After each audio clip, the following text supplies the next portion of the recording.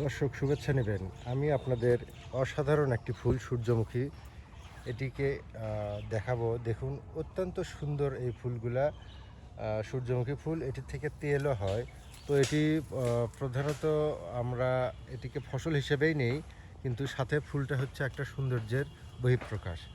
আমরা এর থেকে দুইটা জিনিস পাই, একটা হচ্ছে অর্থকারী ফসল হিসেবে তেল, এবং সাথে পর্যটনের জন্য ফুল হিসেবেও একটা সৌন্দর্য বৃদ্ধি করে।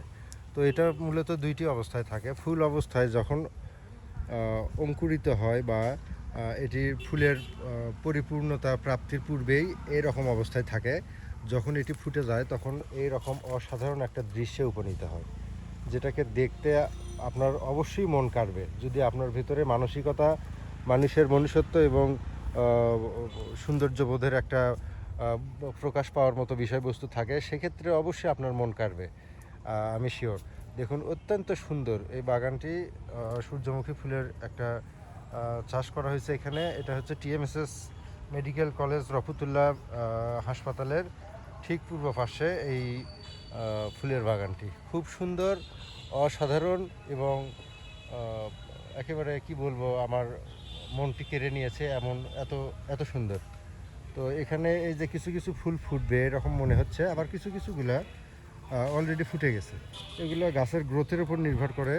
তো দেখুন এত সুন্দর ফুল, অত্যন্ত সুন্দর। অনেক দেখেছি আমি, বলবো না এই প্রথম দেখছি, অনেক দেখছি এবং আবার দেখতেছি, যতই দেখি ততই ভালো লাগে।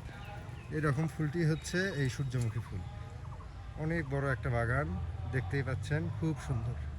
তো দর্শক, চ্যানেলটিকে সাবস্ক্রাইব করে পাশে থাকবেন এবং এরকম প্রকৃতির সৌন্দর্য নিয়ে যে ভিডিওগুলো আমি দেই সেগুলো দেখুন।